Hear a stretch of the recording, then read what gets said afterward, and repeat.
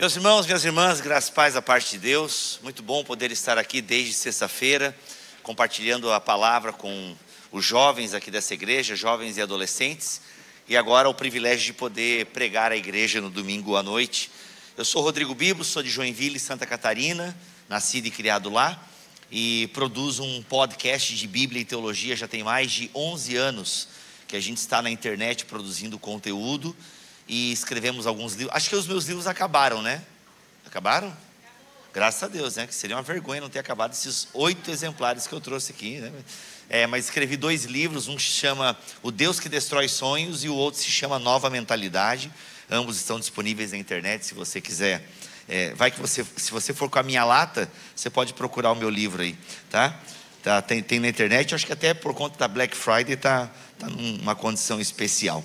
Tá bom, queridos? Então, inclusive o que vou pregar hoje aqui, meio que até complementando o que a gente vem pensando com os jovens desde sexta-feira à noite. Obrigado, pastor. Aliás, quero agradecer a toda a equipe, a toda a liderança dessa igreja que realmente cuidou muito bem de mim, comi muito bem, fui muito bem tratado e agradeço a hospitalidade, né? A gente acaba ficando mais, como é que é a palavra? Mais fresco não, também, mas eu queria, mimado, mas eu queria achar uma palavra mais bonita, mais educada para cima de um púlpito, né? Mais exigente, porque a gente vai sendo bem tratado e tal, né? Aí quando a gente vai num lugar que a gente não tem o mesmo tratamento, a gente, aquele pessoal lá não sabe cuidar da gente mesmo, eu nem vou sair da minha casa, né?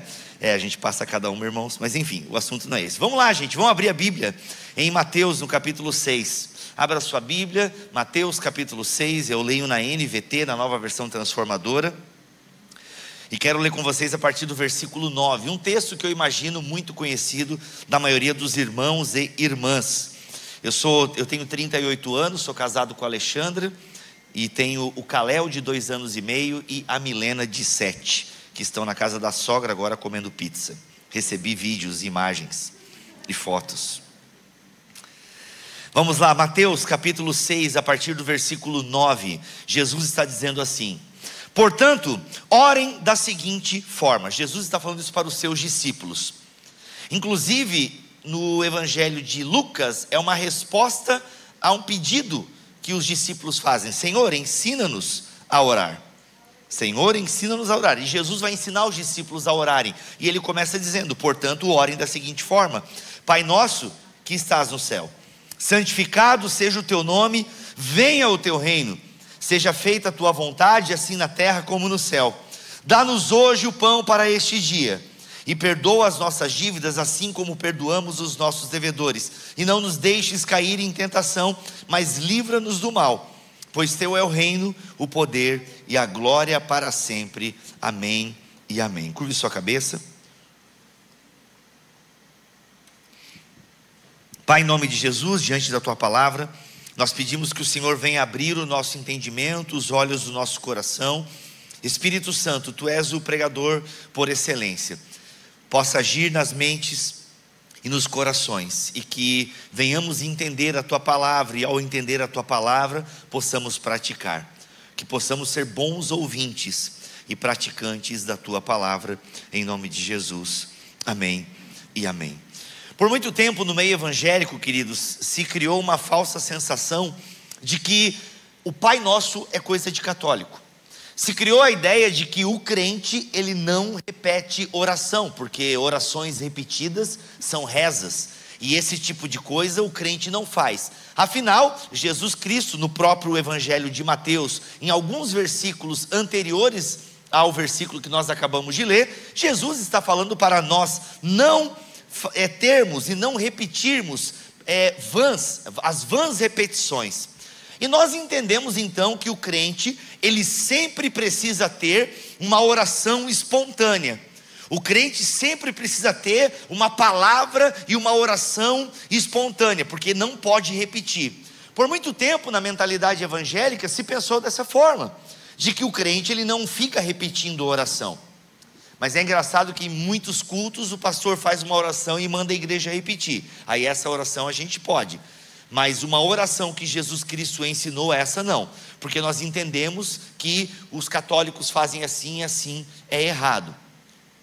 Agora a pergunta que nós temos que nos fazer é: o que significa vã repetição? Bem, grosso modo o que Jesus está dizendo não é o fato de nós repetirmos alguma coisa, mas sim, até porque Jesus era judeu e ele repetia orações.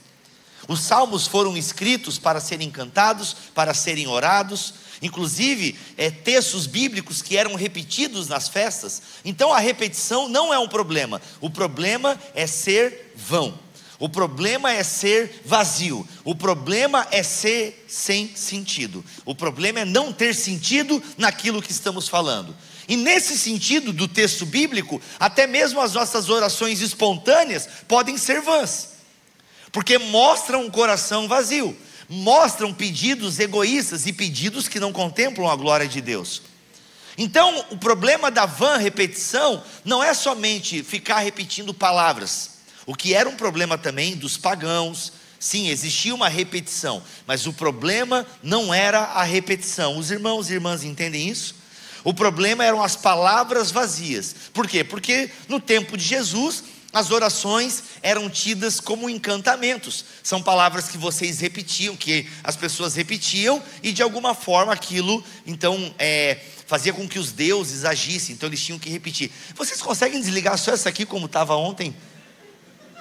Quem é jovem entendeu. É que eu tenho déficit de atenção. Aí essa luz, só essa aqui, o resto deixa tudo como está. Como estava ontem de noite? Não vai dar, né? Desculpa, foi mal, mas se der, deu, tá? Então vocês olhem para mim, que eu fico olhando para a luz, tá, irmãos? Então o problema, é claro que a repetição ela pode se tornar um problema. Por quê? Porque de fato você repete e já não pensa mais sobre aquilo. Então a gente, inclusive, né, o católico, ele tem sim esse problema.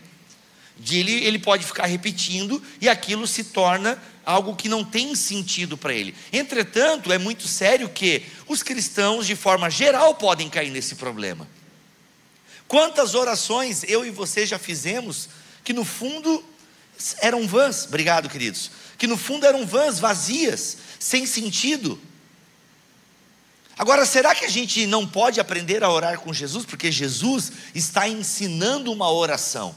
E se Jesus está ensinando uma oração, era para ser repetida, porque os discípulos estão pedindo: Senhor, ensina-nos a orar. Então a oração do Pai Nosso, ela é a oração da igreja de Jesus. Ela não é a igreja, ela não pertence à igreja católica romana, ela pertence aos filhos de Deus. Então os católicos romanos podem usar, e nós também. Agora a gente não precisa fazer igual a eles. Mas vai existir momentos na tua vida, queridos, em que você não vai ter espontaneidade na presença de Deus, e tudo que você vai conseguir é repetir a oração do Pai Nosso. Ou talvez, eu tenho certeza que alguns irmãos e irmãs aqui já dobraram os joelhos, sem palavras, abriram um salmo e oraram aquele salmo. Percebam que no movimento evangélico é muito comum nós ouvirmos: irmãos, irmãs, faça dessa canção a sua oração. E tudo bem. Agora, pegar algo que está na Bíblia, a gente tem dificuldade. Vocês percebem? Está na Bíblia. E a gente parece... E eu nunca me esqueço, queridos, eu vim da Assembleia de Deus, fui por 14 anos do movimento pentecostal, e onde meu Pai Nosso, Deus o livre, o que? O Pai Nosso, você gosta de católico aí? Tá louco? Mas um dia eu sentei do lado de um obreiro, e na Assembleia a gente tinha o hábito de chegar no púlpito, dobrar os joelhos e tal, e eu cheguei, dobrei meu joelho, e tinha um senhor. E foi naquele dia que os meus olhos se abriram para a oração do Pai Nosso, porque aquele senhor, um obreiro da Assembleia de Deus, estava baixinho fazendo a oração do Pai Nosso. E aquilo no primeiro momento me chamou muito a atenção, porque, como assim, eu estou na Assembleia de Deus? Né, já julgando o irmão.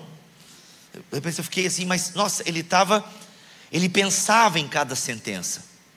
Ele não estava só repetindo, ele pensava em cada sentença. E eu creio que a oração do Pai Nosso, então, é uma oração que Jesus nos dá e dá aos seus discípulos para que eles façam. E como tudo que sai da boca de um crente também seja pensado. Porque o crente não deveria ser aquele que fala sem pensar. O crente é aquele que pensa, porque ele tem a palavra de Deus, ele tem o Espírito Santo. Então, a oração do Pai Nosso serve como um guia, como um conjunto de ensinamentos que podem guiar as nossas orações. A oração do Pai Nosso, ela nos ajuda a reordenar os nossos afetos. Como assim, Bíblia? Não estou entendendo. Como assim a oração do Pai Nosso me ajuda a reordenar os afetos? Ela mostra para nós a importância, ela mostra para nós aquilo que deve ocupar em primeiro lugar as nossas orações. Paremos para pensar no conteúdo das nossas últimas orações. Paremos para pensar naquilo que estamos pedindo para Deus, ou naquilo que estamos falando para Deus. O que estamos falando para Deus? Então a oração do Pai Nosso nos ajuda neste momento de oração. A oração do Pai Nosso ajuda a reordenar os nossos afetos, as nossas afeições, os nossos desejos. Por quê? Orem da seguinte forma: Pai Nosso que estás no céu. A oração já deixa bem claro que nós temos um Deus que é Pai, mas ao mesmo tempo que nós temos essa intimidade de chamá-lo de Pai, afinal o Espírito Santo habita no nosso coração, e por conta disso clamamos Abba, uma expressão de intimidade. Nós temos um Pai, Jesus Cristo nos tornou filhos adotivos de Deus. Mas há também uma questão: Ele está no céu, então existe também uma reverência. E a gente vive numa geração aí de jovens e de pregadores, onde Deus foi transformado no cara legal, do paizão, no brother, no chapa, um Deus muito riponga, onde se perde essa dimensão de que não, Ele está no céu. Isso traz uma certa reverência. Ele é o nosso Pai, mas Ele é também o nosso Senhor. Ele é o nosso Pai, mas não nos esqueçamos que somos seus escravos. Trabalhamos para o nosso Senhor, mas Ele é o nosso Pai. Ele cuida dos seus, Ele cuida dos seus filhos. Ele quer ouvir os seus filhos. Então a oração de um discípulo de Jesus, ela é uma oração que reconhece que existe um Pai que mora nos céus e que ouve as nossas orações. É um Pai que dá atenção. Imagina, se nós que somos maus sabemos dar boas coisas para os nossos filhos, então nós temos esse Pai e nós oramos a Ele. Nós podemos falar com Deus, e se não falamos, o problema não é de Deus, o problema é nosso, porque o caminho está aberto. O véu do templo se rasgou, porque agora eu posso entrar também, mas eu gosto de pensar que o véu do templo se rasga porque Ele saiu e veio ao nosso encontro. Ezequiel capítulo 1, Ezequiel capítulo 17. Eu gosto de pensar dessa ideia de que Deus não está lá no Santo dos Santos esperando os adoradores chegarem, como se dependesse de nós, aquele esforço do adorador de atrair a presença de Deus. Eu não curto muito esse negócio. Eu curto a ideia de um Deus que se esvazia e que vem ao nosso encontro, um Deus que rompe o véu da religião e vai ao encontro do perdido, porque as referências bíblicas estão cheias. É só você ler Lucas capítulo 15. E é a dracma perdida, é a ovelha perdida, é o filho perdido, é o Deus que sai do seu conforto e vai em direção. Por quê? Porque Ele é Pai. Então a primeira coisa na oração é saber que eu tenho um Pai, e esse Pai me ama, esse Pai me ouve. Mas o que esse Pai quer ouvir dos filhos? O que alegra o coração desse Pai? É um filho que chega na presença do Pai e diga: santificado seja o teu nome. A pergunta que você deve se fazer para esse texto é: como que eu vou santificar o nome que já é santo? Como assim santificado seja o teu nome? A oração do Pai Nosso, ela lembra muito os 10 mandamentos, Êxodo capítulo 20. Como que é santificar o nome de Deus? É da mesma forma que nós não tomamos o nome do Senhor em vão. E o que significa não tomar o nome do Senhor em vão? Significa viver uma vida que aponte para a existência desse Pai. A oração, presta atenção nisso aqui, irmãos e irmãs, a oração do Pai Nosso é uma oração que convida o filho, que convida o discípulo para uma missão. A oração do Pai Nosso convida o filho e a filha para a missão do Pai. Vocês entenderam isso? Eu esperava agora uma rajada de glória a Deus depois dessa. Por quê? Santificado seja o teu nome. Ou seja, santificado seja o teu nome. Que nós como filhos vivamos de tal maneira que reconheçam que o teu nome é santo. O nome de Deus já é santo. Deus já é santo. Agora, como então que o povo santifica esse nome? Bem, só existe uma forma das pessoas conhecerem a Deus, que é por meio do seu povo. Parem para pensar que Jesus Cristo alienou o seu nome à igreja. Isso é muito sério. Isso é muito sério. Porque a imagem que as pessoas criam do nosso Pai é por nossa conta, é por conta do nosso testemunho. Nós somos as testemunhas do Pai. O Pai não quis abrir os céus de tempos em tempos e dizer: ei, tudo bem aí planeta Terra, prazer Deus. Seria mais fácil. Já falei para Deus: poxa, por que tu não cria um canal no YouTube? Por que tu não faz um TikTok, Deus? Milhões de seguidores. E se monetizar não precisa nem pegar dízimo da igreja. Por que tu não faz um? Você já pensou, Deus? Oi, tudo bem? Inferno, inferno, vem, vem. Seria legal. Oi, eu sou Deus, quem não crê em mim vai morrer e ir para o inferno. Bem melhor isso. Mas ele não fez isso nem em Jesus Cristo. Ele desceu, enfrentou a morte, morte de cruz, e ensinou que a relação com o Pai não é na base da obrigação, mas é na base do amor. Quem quer, venha. Quem quer, venha. Tem pão, é a casa do pão. Tem fartura, tem salvação. Agora, se você quer, venha. Veio, então tem uma missão. Que missão? Apresentar esse caminho para os outros, porque os outros serão conhecidos por meio de vocês. É por isso, vão por todo mundo, preguem o Evangelho. Darei o meu Espírito, outro Consolador. Ele continua conosco. Nós somos a imagem que Ele quer passar para o mundo. E aí, se você está entendendo o que eu estou falando, você percebe o que nós estamos fazendo com o nome de Deus. Mas a oração, ela nos convoca a santificar esse nome, a honrar esse nome, a não usar esse nome para coisas vãs.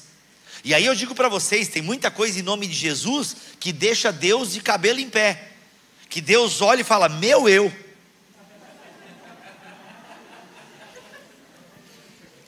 E isso é vã repetição, isso é usar o nome do Senhor em vão. Mas a oração continua: venha o teu reino, venha o teu reino.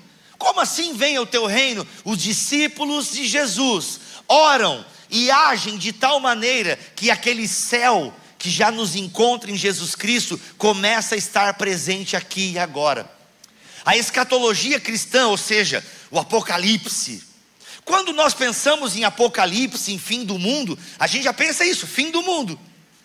E tiro, porrada, e bomba, e cratera, e Cassiane cantando. Vocês não conhecem a Cassiane, né? Vocês conhecem? Muitos crentes vão subir sem deixar explicação, carros vão desgovernar e perder a direção. A gente pensa no caos. É isso. Falou em escatologia, sinal da besta. Ó aí, ó a tatuagem, olha aí, o Papa é o anticristo, o Trump, o Obama. Não tem Papa, e presidente dos Estados Unidos não escapa, vai ser tido como anticristo. É impressionante. Os papas mesmo é batata. Trocou de papa, ó. Olha aí, ó. Esse papa aí. A gente adora uma escatologia da desgraça. Ó, tá vendo o Japão, ó, tá vendo isso aí. Acontece a pandemia, ó, Apocalipse, sinal dos tempos aí, ó. Nós adoramos ser caçadores do fim do mundo. Nós adoramos ser, caçadores de sinais da segunda vinda de Jesus. E esquecemos que a missão de um discípulo é ser um sinal da primeira vinda. Não adianta ficar apontando sinais da segunda vinda de Jesus. Não tem salvação na segunda vinda, só tem juízo.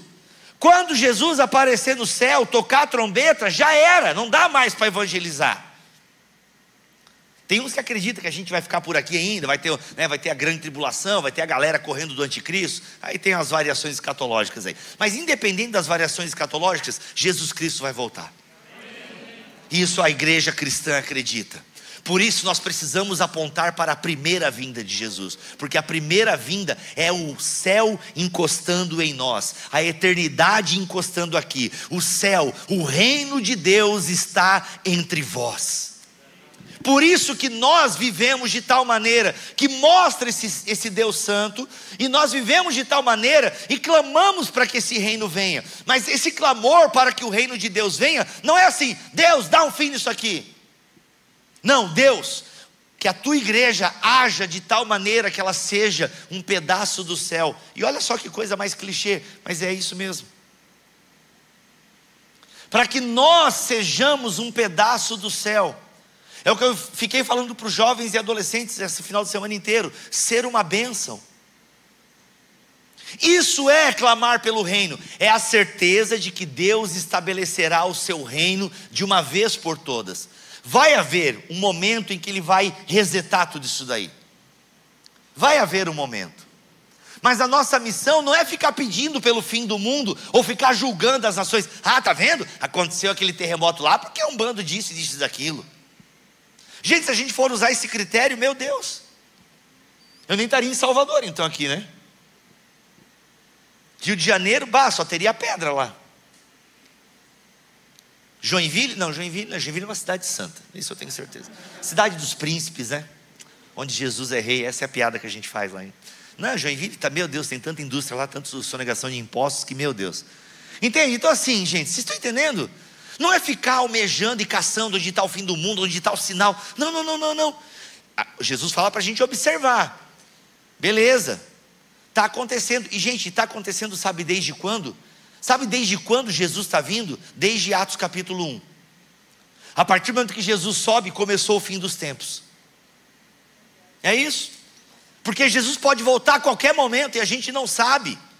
Não cabe a nós saber, cabe nós a testemunhar. E outra, venha o teu reino. Ao mesmo tempo que clamamos para que este reino venha, nós vivemos como súditos desse rei. E ao vivermos como súditos desse rei, mostramos que existe um rei, que existe um pai e que ele é santo. E seja feita a tua vontade, assim na terra como no céu. Aqui nós precisamos entender que a oração do Pai Nosso é uma oração que só corajosos podem fazer. Porque é uma oração que destrói sonhos.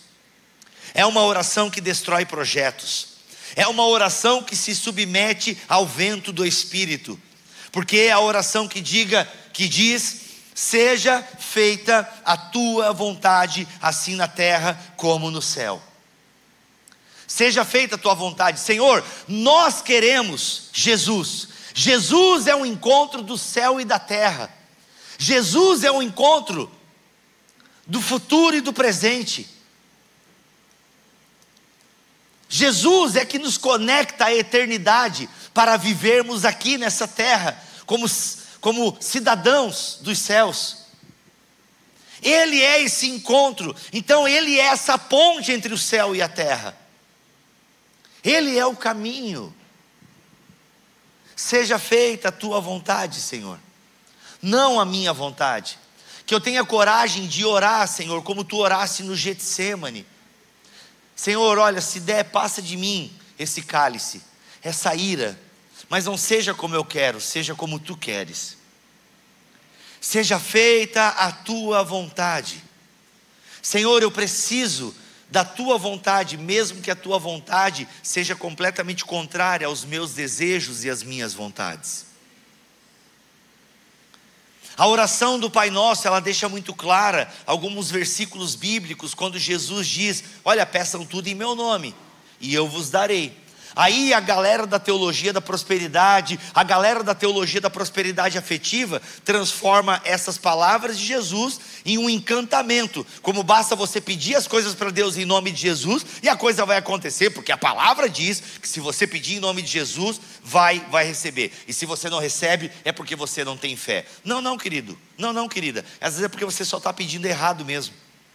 Como o Tiago fala, que a gente só pede as coisas para o nosso próprio deleite.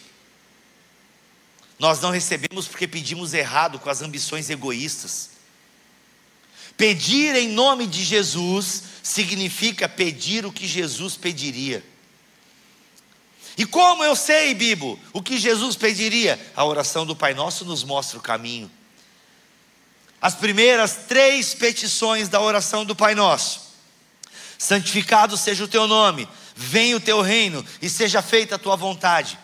A primeira parte da oração, aquilo que deve ocupar a primazia, o primeiro lugar na nossa oração, é o reino de Deus, é a vontade de Deus, é a santidade do nome de Deus. A primeira coisa que ocupa o coração de um discípulo são as coisas do Pai.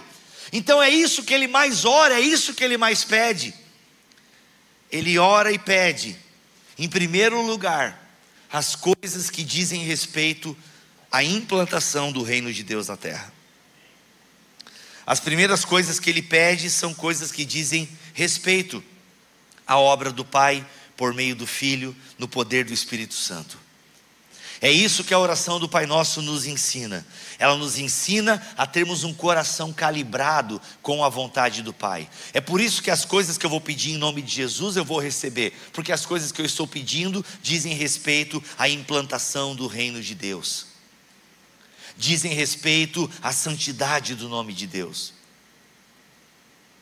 Se a gente olha o apóstolo Paulo orando na carta aos Efésios: por esta causa me coloco de joelhos. Para o judeu dobrar o joelho é porque a coisa era muito séria mesmo. Por esta causa me coloco de joelhos. Que causa? Para que vocês cresçam na graça, no entendimento, tenham os olhos do coração de vocês abertos. Jesus Cristo, quando vai orar a oração sacerdotal em João capítulo 17, olha, é um capítulo inteiro do Evangelho de João. Jesus ora por ele nos primeiros 3 versículos, se não me falha a memória. Depois ele ora muito pelos seus discípulos que estavam com ele naquele momento, e depois ainda Jesus ora por nós, aqueles que viriam a crer. Olha que maravilha, irmãos. Olha o exemplo de Jesus. Ora um pouquinho por ele, depois ora pelos outros. A marca da oração de um discípulo de Jesus é a intercessão. A marca de um discípulo de Jesus é a intercessão. As intercessões é que deveriam ocupar mais as nossas orações, porque a partir do momento em que eu quero que o nome de Deus seja santo, que a vontade dele seja feita, que o reino dele se estabeleça, isso vai dominar a minha oração. Eu vou estar em intercessão, eu vou estar orando pela igreja, eu vou estar orando pelos obreiros, obreiras, eu vou estar orando para o crescimento, para o avanço. Eu vou estar intercedendo, porque a marca primordial da oração é a intercessão. Mas é claro que as minhas demandas, elas não são esquecidas. Deus é o nosso Pai e sabe do que nós precisamos antes mesmo de abrir a boca. Mas na oração que Ele deixa como modelo para a sua igreja, Ele coloca as nossas necessidades, inclusive as mais básicas possível. Dá-nos hoje o pão para este dia, ou dá-nos o alimento de que precisamos, ou dá-nos hoje o alimento para amanhã. São traduções possíveis. A oração de um discípulo é aquela oração que mostra contentamento, como Paulo vai falar na primeira carta a Timóteo, no capítulo 6. Olha, sejam contentes. Se vocês têm o que comer, se vocês têm o que beber, se alegrem nisso, porque quem quer ficar rico, cai em um monte de buraco, em um monte de armadilha. A oração de um discípulo de Jesus é uma oração que pede pelo básico. E a galera está aí na televisão, na internet, dizendo um monte de absurdo. E prometendo casas, carro do ano, carro importado, viagem internacional, tudo em nome de Jesus. Esse é o tipo de coisa também que Jesus ouve e fala: meu eu, filho, volta de novo, vai. Espírito Santo, está tenso aí, né? Vamos lá. Ainda tem uns que entenderam, vamos focar nesses. Porque o discípulo, ele pede pelo pão. Obviamente que pedir pelo pão envolve um monte de coisa. Eu gosto do que Martinho Lutero, reformador do século XVI, ele, ao explicar no seu catecismo a oração do Pai Nosso, ele fala que quando oramos pelo pão de cada dia, é entender que o Senhor cuida de nós, que Ele vai ter a provisão para aquele dia, porque o discípulo vive um dia após o outro na dependência do Senhor Jesus, e ele vai orar então pela economia do seu país. Ele vai orar pelo padeiro, ele vai orar pelo agricultor, ele vai orar pelo distribuidor, ele vai orar por todo o sistema econômico que sem esse sistema econômico estar rodando certinho, talvez eu não tenha pão na minha mesa. A gente vive em tempos pandêmicos, onde muitos irmãos e irmãs ficaram em extrema necessidade financeira.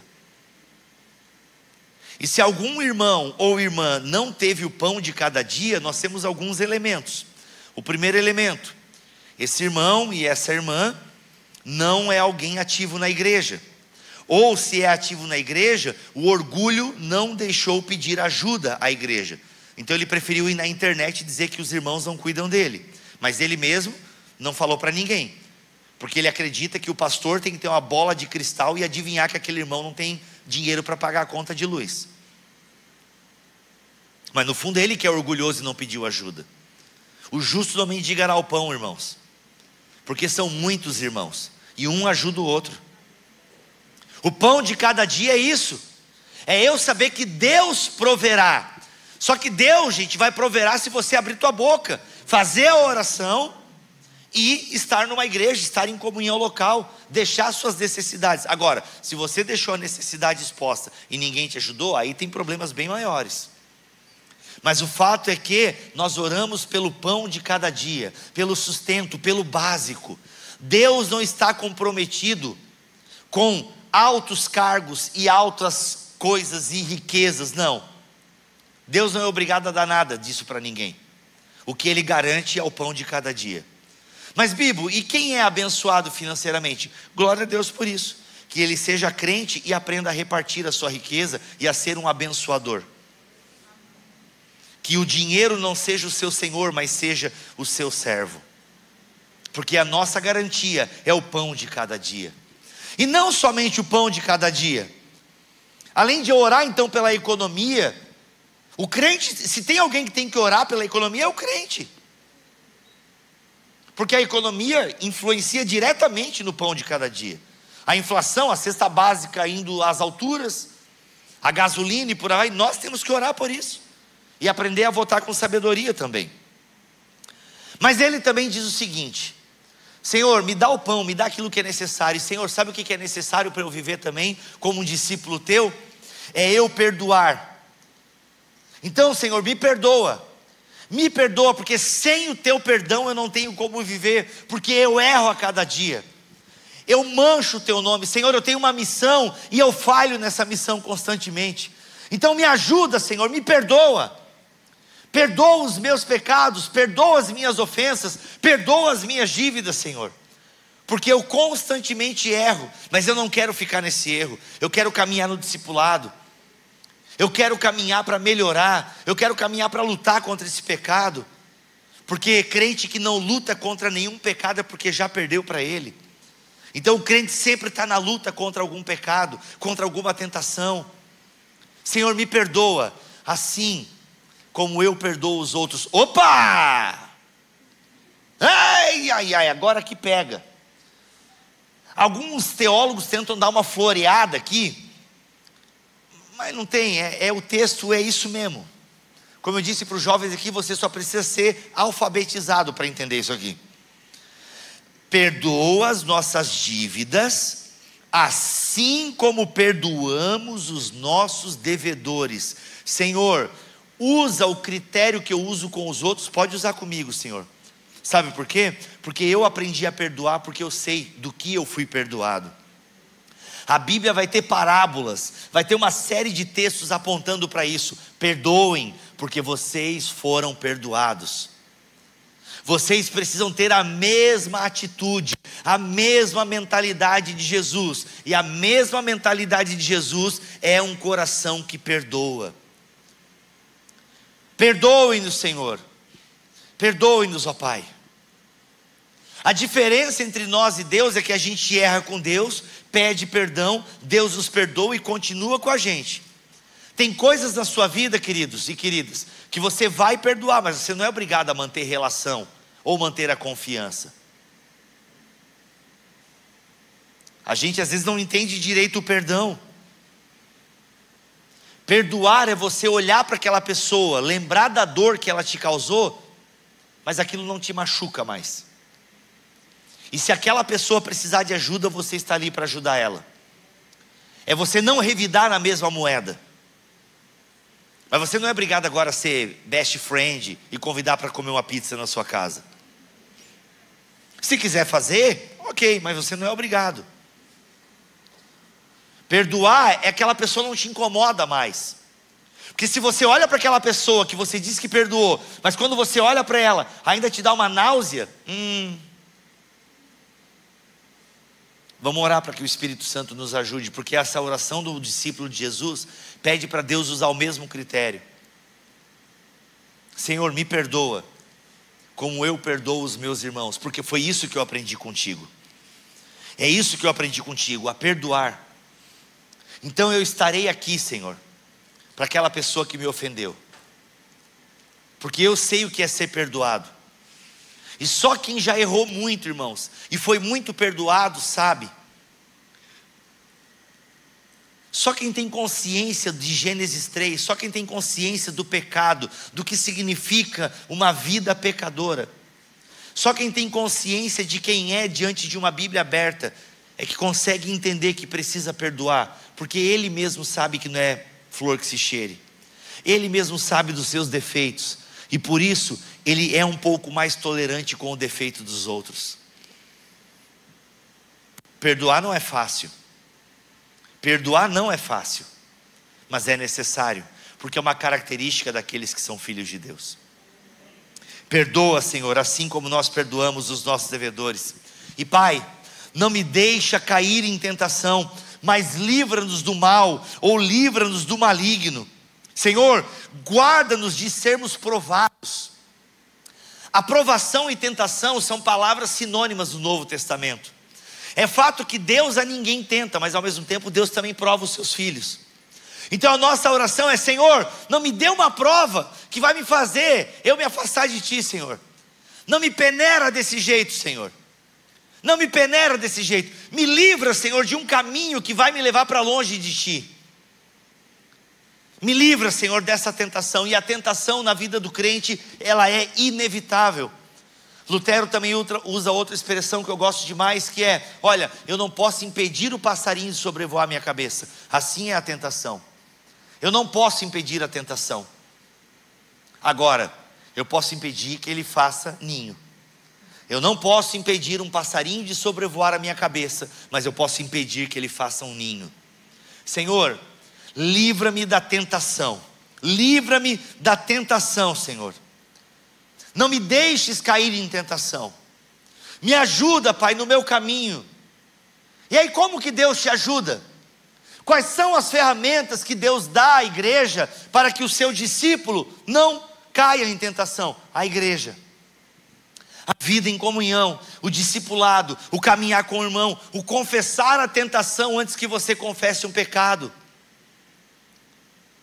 É mais digno confessar uma tentação do que confessar um pecado. Que o Senhor nos dê essa sabedoria, que o Senhor nos dê essa mentalidade de confessarmos as nossas culpas uns aos outros, para que assim sejamos curados, como o Tiago escreve na sua carta. Vamos confessar as nossas culpas, vamos confessar as nossas tentações, porque é mais nobre confessar uma tentação do que confessar um pecado. Senhor, livra-me das tentações. Não deixe eu enveredar por um caminho que vai me afastar de Ti. E Pai, eu te peço mais uma coisa. Pai, eu te peço, livra-me do maligno. Livra-me do maligno. Livra-me do diabo. Livra-me do mal.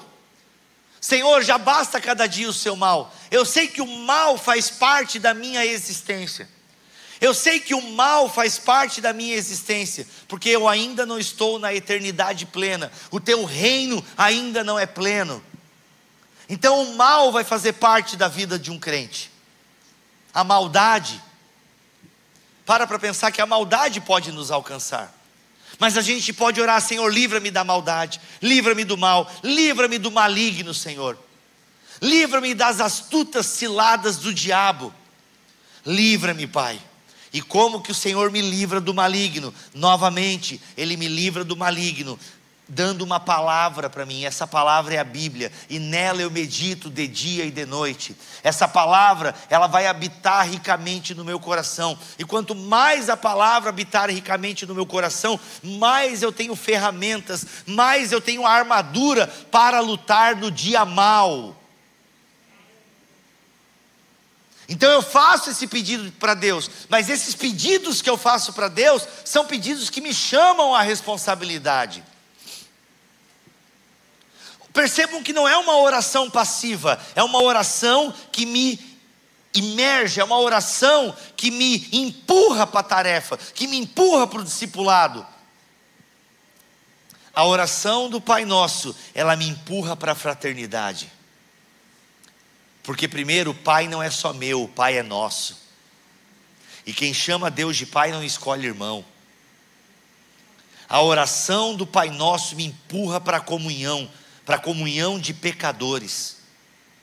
A oração do Pai Nosso, ela me empurra para essa luta conjunta contra as forças do mal. É uma oração que me empurra para a missão, porque as portas do inferno, elas não prevalecem contra essa missão da igreja. A oração do Pai Nosso, então, não é uma oração passiva, é uma oração que me leva para a atividade do reino. É isso que tem que ocupar a cabeça do crente. É isso que tem que ocupar a cabeça do discípulo. Essa oração que destrói sonhos.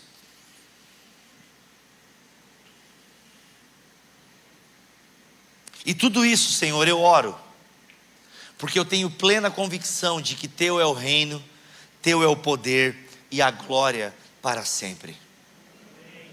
Teu é o poder, o reino e a glória para sempre. Amém. A palavra amém, queridos, a palavra amém, ela é uma palavra que significa e era usada não só como tipo assim, amém. A gente usa muito o amém para o, não, ok, amém, amém. Ou alguns, né, pregadores usam amém como vírgula, né? Amém ou não amém? Não, gente, amém é uma palavra muito séria. Amém significa eu concordo de tal maneira com o que foi dito, que eu vou me comprometer com essas palavras. A gente tem que pensar bem antes de dizer amém. Percebam que o crente não pode ficar falando coisas assim, ele precisa pensar um pouco antes. Agora, bem da verdade é que a gente fala muita coisa, gente. Eu sou pregador e eu falo besteira às vezes. Por isso que eu tenho igreja. Por isso que eu tenho irmãos e irmãs que me disciplinam e que me apontam o meu erro, porque eu não sou perfeito, aliás, bem longe disso. Por isso que a gente precisa da igreja, por isso que eu preciso ser discipulado, por isso que eu tenho um pastor, por isso que eu tenho uma equipe, uma diretoria, eu não caminho sozinho. Então, eu preciso pensar muito, o crente ele precisa pensar muito. Eu disse isso para dizer para vocês que eu também já errei falando coisas, porque não pensei. É o famoso atira primeiro, pergunta depois. Então eu já me precipitei nas palavras. O crente não deveria se precipitar. Olha, sejam poucas as tuas palavras, porque quando ele fala amém, ele está falando uma palavra, ele está dizendo, eu me comprometo com isso que foi dito. A palavra amém apronta para essa realidade. Amém, eu me comprometo com o que foi dito, eu me comprometo com essa oração. Então percebam que a oração na vida do crente, queridos, a oração não são só palavras jogadas ao céu. A oração não são só palavras que visam colocar para Deus as minhas angústias e os meus problemas. A bem da verdade é que a Bíblia não é sobre as suas dores e os seus problemas. A Bíblia não é sobre você. A Bíblia não é sobre esse momento complicado que você está passando. A Bíblia é sobre a missão de Deus na terra. Agora, que bom que a gente tem um pai que se preocupa com a gente. E que você pode orar pela necessidade que você está passando. Você pode colocar as suas ansiedades. Paulo vai falar, sejam conhecidas as suas necessidades diante do Pai. Não andem ansiosos. Pensem nas coisas do alto. Percebam como está ligado? Olha, você tem necessidades, você tem ansiedade, joga para Deus. Agora, vamos pensar nas coisas nobres. Vamos pensar naquilo que tem virtude, ou seja, vamos pensar em como vamos santificar Deus, como vamos trazer o reino, Como vamos fazer que a vontade de Deus seja feita aqui na terra como é no céu? Percebam que a oração não é só palavras, são palavras que me chamam para um compromisso, e é por isso que eu digo amém no final.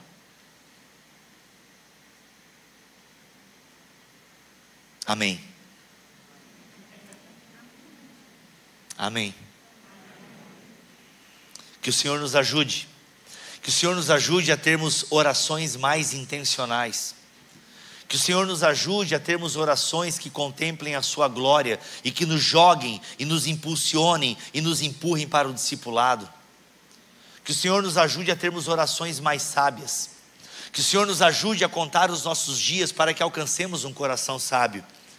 Que o Senhor nos ajude a termos orações que reflitam a pessoa de Jesus nesse mundo. Que o Senhor nos ajude a termos orações menos egoístas, centradas nos nossos desejos, e orações mais centradas na vontade do Pai e na manifestação da sua glória. Que Ele nos ajude. Coloque-se de pé, queridos, vamos orar.